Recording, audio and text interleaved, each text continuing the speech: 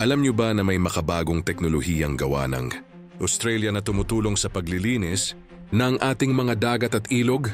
Kilalanin natin ang Seabin, isang simpleng imbensyon na may malaking epekto para sa ating kalikasan. Ang Seabin ay isang floating trash, pinulumulutang na basurahan na nilikha ng dalawang Australian surfers, sina Andrew Turton at Pete Siglinski. Layunin nila, linisin ang karagatan mula sa mga plastik, langis at iba pang duming lumulutang. Ang Seabin ay parang isang malaking timba o trash bin na palutang-lutang sa tubig. May hugis itong silindro na gawa sa matibay na plastik at bakal. Sa loob nito, may makapal na bag o lambat na nagsisilbing salaan ng basura. Nakaangkla ito sa gilid ng mga pantalan o daungan at lumulutang sa tubig habang ginagawa ang trabaho nito, ang manghuli ng dumi. Gumagana ang Seabin sa tulong ng isang maliit na water pump sa ilalim.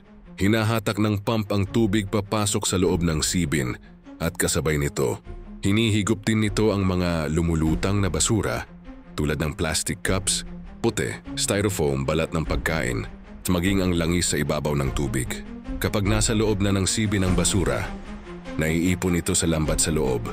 Araw-araw, nililinis ito at tinatanggal ang mga basura para maipagpatuloy ang gawain nito.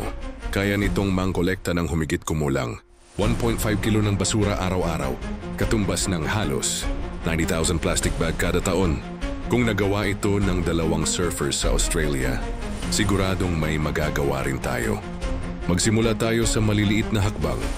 Iwasan ang paggamit ng plastik, itapon ang basura sa tamang lalagyan, at isuportahan ang mga proyektong para sa kalikasan.